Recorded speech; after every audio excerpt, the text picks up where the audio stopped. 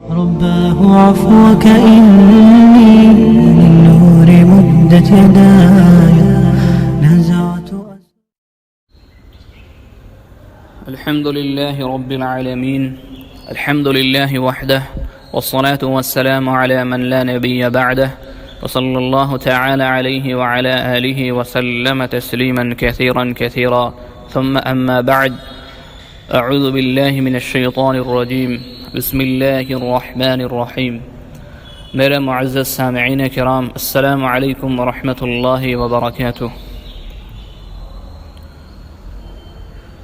آج چونکہ پہلا رمضان المبارک ہے اور آج پہلی روزہ ہے، تو تمام اہل اسلام کو اس ماہ مبارک کی بہت بہت مبارکباد. اللہ پاک اس مبارک مہینے کی کما حق ہو ہم سب کو قدر کی توفیق عطا فرمائیں، اور اللہ کے اوامر کو زندہ کرنے کی توفیق عطا فرمائیں، اور تمام نواہیات سے ہمیں بچنے کی توفیق عطا فرمائیں، اور اس مہینے کا جو مقصد ہے اس کو حاصل کرنے کی توفیق عطا فرمائیں. تو ہم قرآن کریم کے سلسلے میں بات کر رہے تھے کہ آج سے ہم تفسیر قرآن کے باقاعدہ آغاز فرما رہے ہیں.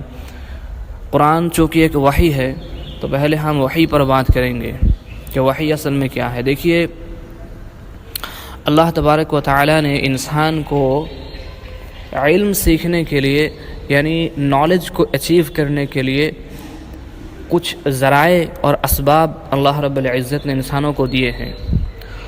ان میں سے سب سے پہلا جو سبب ہے وہ ہے حواس خمسہ.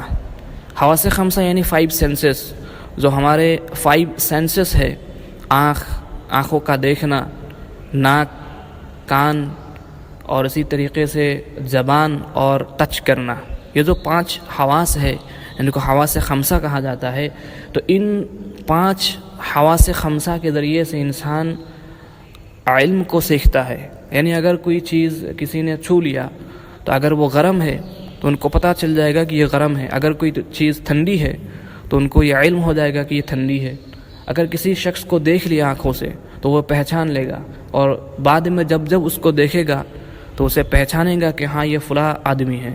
اگر کسی کا آواز سن لیا تو ان کے دماغ نے اس آواز کو محفوظ کر لیا، تو اس وجہ سے جب بھی اس آواز کو وہ سنے گا تو ان کو یاد آئے گا کہ یہ فلاں چیز کی آواز ہے. تو یہ جو حواس خمسہ ہے یہ علم کے حصول کا ایک سبب ہے، پہلا سبب. اب جو دوسری سبب ہے وہ عقل ہے، یعنی انسانی عقل، انٹلیکچوئل پاور. انسان کے اندر یہ انٹلیکچوئل پاور ہے، اس کے ذریعے سے، عقل کے ذریعے سے انسان اچھی اور بری چیز میں ڈفرینشیٹ کر سکتا ہے، اچھی اور بری چیز میں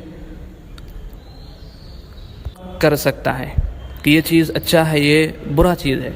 تو دوسرا جو سبب ہے ذرائع علم کا وہ ہے عقل. اور جو تیسری جو سبب ہے وہ ہے وحی. اب وحی کیا ہے؟ وحی کی ضرورت کیا ہے؟ یہ عقل اور حواس خمسہ سے بھی اوپر کا ایک درجہ ہے. دیکھیے، اللہ رب العزت نے ہم سب کو بنایا ہے، ہمارا خالق اللہ ہے. اب ہم کس چیز کے ذریعے سے کامیاب ہوں گے اور کن چیزوں کے ذریعے سے ہلاک و برباد ہوں گے، یہ ہم سے زیادہ ہمارا رب جانتا ہے. اور کچھ ایسی چیزیں ہیں جو ہمارے عقل میں نہیں آتی اور ان حواس خمسہ کے ذریعے سے ہم معلوم نہیں کر سکتے، جیسے کہ اللہ کا وجود، اللہ کیا ہے، یہ ہم عقل کے ذریعے سے، چاہے انسان انٹلیکچولی کتنا بھی ان کا IQ لیول کتنا بھی بڑا ہو، لیکن وہ اللہ تک نہیں پہنچ سکتا. اور اسی طرح حواس خمسہ، ان کے ذریعے سے بھی ہم اللہ کو نہیں پہچان سکتے. تو اللہ کو پہچاننے کے لیے، اور اللہ نے جتنے چیزیں حلال کی ہمارے لیے، اللہ ہم سے کیا چاہتے ہیں اور اللہ ہم سے کیا نہیں چاہتے، یعنی ہم ایسی کون سی چیزیں ہیں جس کو کرنے سے اللہ راضی ہوتا ہے، اور وہ کون سی چیزیں ہیں جن کے کرنے سے اللہ ناراض ہوتا ہے، ان کے بارے میں علم دینے کے لیے یہ جو تیسرا جو سبب ہے وحی. تو یہ وحی کے ذریعے سے ہمیں یہ معلوم ہوگا کہ اللہ کی مرضیات اور اللہ کی ناراضگی کن چیزوں پر ہے. اسی لیے انبیاء علیہم السلام دنیا میں تشریف لائے، اور یہ جو تیسرا حصول علم کا جو سبب ہے وحی، تو اس کو لے کر انبیاء علیہم السلام دنیا میں تشریف لائے. اب وحی کا جو لغوی معنی ہے وہ ہے کسی چیز کو اشارے سے بتا دینا، چپکے سے یا اشارے سے کسی کو کوئی چیز بتا دینا، وہ اشارہ خواہ آواز کے ذریعے سے ہو یا کسی اپنے عضو کی حرکت کے ذریعے سے ہو۔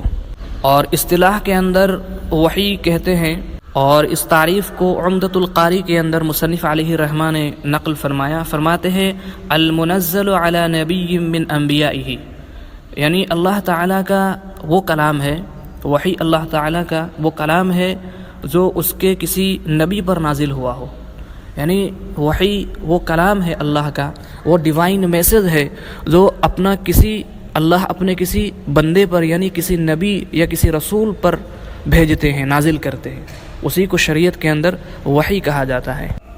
حضرت علامہ انور شاہ کشمیری رحمۃ اللہ علیہ فرماتے ہیں کہ ابتداءً وحی کی 3 قسمیں ہیں۔ نمبر 1 وحی قلبی، نمبر 2 وحی کلام الہی، اور نمبر 3 وحی ملکی۔ تو سب سے پہلے ہم سمجھتے ہیں کہ یہ وحی قلبی کیا ہے۔ وحی قلبی یعنی اللہ تعالیٰ کا براہ راست یعنی ڈائریکٹ کسی نبی کے قلب پر کوئی بات ڈال دینا، یہی وحی جو ہے نا قلبی ہے۔ اللہ اگر ڈائریکٹ کسی نبی کے دل پہ کوئی بات ڈال دے، یعنی فرشتے بیچ میں واسطہ نہ بنے، بغیر فرشتے کے واسطے کے اللہ کسی نبی کے دل میں کوئی بات ڈال دے، وہ وحی قلبی ہے۔ اور دوسری جو ہے وحی کی قسم کلام الہی، یعنی اللہ تعالیٰ کا براہ راست نبی سے بات کرنا، یعنی اللہ تعالیٰ کسی نبی سے براہ راست کلام کر لے، یہ وحی کی دوسری قسم ہے۔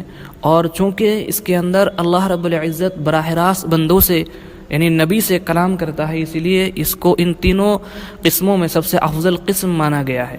لہذا حضرت موسیٰ علیہ السلام کی فضیلت بیان کرتے ہوئے اللہ تبارک و تعالی فرماتے ہیں وَكَلَّمَ اللَّهُ مُوسَىٰ تَكْلِيمًا، کہ اللہ نے موسیٰ علیہ السلام سے خوب باتیں کی۔ تو یہ کلام الہی جو وحی کی دوسری قسم ہے، یعنی اللہ نے موسیٰ علیہ السلام سے براہ راست یعنی ڈائریکٹ بات کی۔ اور جو تیسری جو قسم ہے وہ ہے وحی ملکی، یعنی اللہ تعالیٰ اپنا پیغام، اپنا کلام کسی فرشتے کے ذریعے اپنے نبی تک پہنچائے، یہ وحی ملکی ہے۔ اب یہ جو اللہ کا کلام ہے قرآن پاک ہے، یہ بھی ایک وحی ہے۔ تو اب ہم تھوڑی اسی بات قرآن کریم کے بارے میں جان لیتے ہیں۔ یہ جو قرآن لفظ ہے اس کا معنی ہے تلاوت کرنا، پڑھنا۔ چونکہ قرآن کریم کو بہت کثرت سے لوگ پڑھتے ہیں، اس لیے اس کا نام القرآن پڑا۔ اور اصطلاح کے اندر وحی کی یہ تعریف، القرآن کی یہ تعریف کی جاتی ہے۔ ایک کتاب ہے شرح التلویح علی التوضیح، اس کتاب کے اندر قرآن کی یہ تعریف بیان کی گئی ہے۔ فرماتے ہیں القرآن المنزل علی الرسول المکتوب فی المصاحف المنقول الینا نقلا متواترا بلا شبہۃ۔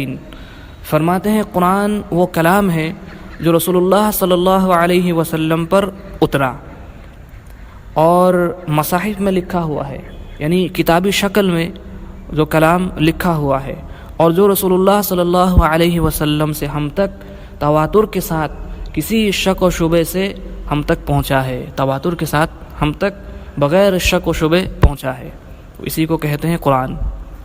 تو قرآن کریم کے مختلف اسماء ہیں، مختلف نام ہیں، 5 مشہور نام ہیں۔ ایک ہے القرآن، دوسرا الفرقان، تیسرا اس کو الذکر بھی کہا گیا ہے، اور چوتھا نام ہے الکتاب، اور 5واں جو نام ہے التنزیل۔ یہ 5 نام قرآن کے اندر موجود ہے۔ اصل کے اعتبار سے یہ قرآن لوح محفوظ میں تھا، اسی لیے قرآن کریم میں اللہ تعالیٰ نے فرمایا بل هو قرآن مجید فی لوح محفوظ، یہ وہ بڑی شان والا کتاب ہے، قرآن مجید ہے جو لکھا ہوا تھا لوح محفوظ میں۔ لوح محفوظ آسمان میں ایک تختی ہے جہاں پر آسمانی کتابیں رکھی ہوئی ہے، تو وہیں سے اللہ تبارک و تعالی نے قرآن کو نازل کیا دنیا میں۔ اور اس بات پر جمہور امت کا اتفاق ہے کہ قرآن کریم کا جو آسمان سے نازل ہوا زمین کی طرف، تو جب سب سے پہلی مرتبہ جب قرآن نازل ہوا تو اس وقت آپ صلی اللہ علیہ وسلم کی عمر مبارک 40 سال تھی۔ اور وہ رمضان المبارک کا مہینہ تھا، اور قرآن لیلۃ القدر میں نازل کیا گیا، کیونکہ قرآن کے اندر اللہ رب العزت نے فرمایا انا انزلناہ فی لیلۃ القدر، کہ بے شک ہم نے اس قرآن کو لیلۃ القدر میں نازل فرمایا۔ اور جمہور قول کے مطابق اور اصح قول کے مطابق سب سے پہلی جو آیت اللہ کے رسول صلی اللہ علیہ وسلم پر نازل ہوئی وہ ہے اقرأ بسم ربک الذی خلق خلق الانسان من علق اقرأ وربک الاکرم۔ اور قرآن کریم کے صورتوں کے اندر ناموں میں ہم دیکھتے ہیں کہ کہیں پر مکی لکھا ہوا ہے اور کہیں پر مدنی لکھا ہوا ہے، جیسے مثال کے طور پر سورۃ الفاتحۃ مکیہ، اور اسی طرح سورۃ البقرۃ مدنیہ۔ تو یہ مکی اور مدنی کیا ہے؟ تو جمہور مفسرین کی اصطلاح کے مطابق مکی آیتیں وہ ہیں جو رسول اللہ صلی اللہ علیہ وسلم پر مدینہ طیبہ کے ہجرت کرنے سے پہلے نازل ہوئی، اور مدنی آیتیں وہ ہیں جو رسول اللہ صلی اللہ علیہ وسلم مدینہ منورہ ہجرت کرنے کے بعد نازل ہوئی۔ اب ہم تھوڑی بات اعوذ باللہ من الشیطان الرجیم اور بسم اللہ الرحمن الرحیم۔ اعوذ باللہ کو تعوذ کہا جاتا ہے اور بسم اللہ کو تسمیہ کہا جاتا ہے، تو ان کے بارے میں تھوڑی سی بات کر لیتے ہیں۔ یہ جو کہا گیا ہے ہر صورت سے پہلے ہم پڑھتے ہیں اعوذ باللہ من الشیطان الرجیم، اس کا معنی ہے کہ ہم پناہ میں آتے ہیں اللہ رب العزت کا شیطان مردود سے۔ تو جمہور علماء اس پر اتفاق ہے کہ قرآن کریم کی شروع میں، یعنی جب انسان تلاوت کرتا ہو، تلاوت کے شروع میں اعوذ باللہ کا پڑھنا یہ سنت ہے۔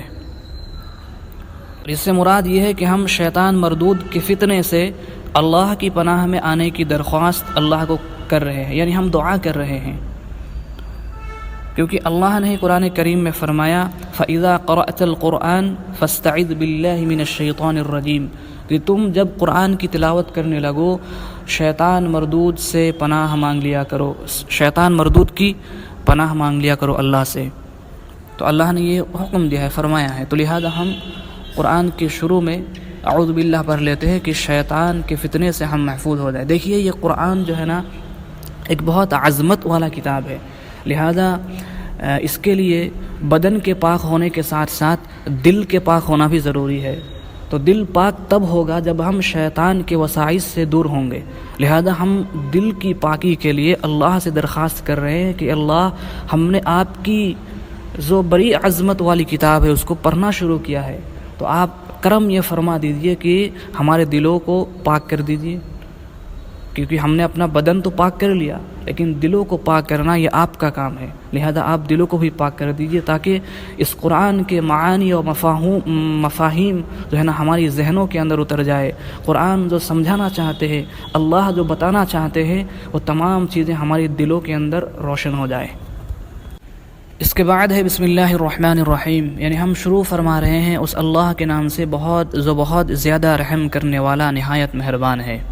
رحمان اور رحیم جو یہ دونوں صفتی نام ہے اللہ کا، ہم اس پر بعد میں تبصرہ کریں گے، لیکن پہلے اس بات کو ہم سمجھ لیں کہ کچھ علماء فرماتے ہیں کہ ان کے نزدیک سورہ فاتحہ اور ہر سورت کا جز ہے بسم اللہ، یعنی بسم اللہ ہر سورت کا آیت ہے یہ، لیکن امام اعظم فرماتے ہیں یہ جو ہے بسم اللہ صرف سورہ نمل کا جز ہے، یہ باقی کسی سورت کی جز نہیں ہے، یعنی اس کو ویسے ہی رکھا گیا ہے۔ اسی لیے آپ دیکھیے گا کہ بسم اللہ کو سورت کے اوپر رکھا جاتا ہے اور الگ سے رکھا جاتا ہے، کیونکہ یہ اس سورت کا حصہ نہیں ہے، لہذا اس کو الگ رکھا جاتا ہے۔ اور اسی بارے میں سنن ابی داؤد کے اندر سند حسن کے ساتھ ایک روایت موجود ہے، حضرت ابن عباس رضی اللہ تعالی عنہ فرماتے ہیں کہ ان رسول اللہ صلی اللہ علیہ وسلم كان لا يعرف فصل السورة حتى ينزل بسم اللہ الرحمن الرحیم، کہ سورتوں کے درمیان فرق کرنے میں اللہ کے رسول کو مشقت ہوتا تھا، یعنی یہ فلاں صورت ہے، یہ فلاں صورت ہے، تو اس طرح سے دو صورتوں کے درمیان فرق کرنے میں رسول اللہ صلی اللہ علیہ وسلم کو مشکل پیش آتا تھا، تو لہذا آپ کے اس مشکل کو دور کرنے کے لیے اللہ نے بسم اللہ الرحمن الرحیم کو اتارا کہ بسم اللہ الرحمن الرحیم یہ دو صورتوں کے درمیان فرق کرتا ہے کہ یہ صورت یہاں ختم ہو گیا، اب پھر بسم اللہ الرحمن الرحیم، تو اس سے یہ معلوم ہوگا کہ اب نیا کوئی صورت شروع ہو رہا ہے۔ خیر، اللہ تبارک و تعالی ہم سب کو عمل کی توفیق عطا فرمائے، جتنی بھی باتیں کہی گئی ہے اللہ رب العزت اس پر عمل کی توفیق عطا فرمائے، اس پر غور و فکر کی توفیق عطا فرمائے، اور قرآن کا جو صحیح علم ہے وہ علم ہم سب کو نصیب فرمائے، آمین یا رب العالمین۔ اقول قولی ھذا واستغفر اللہ لی ولکم ولسائر المسلمین انہ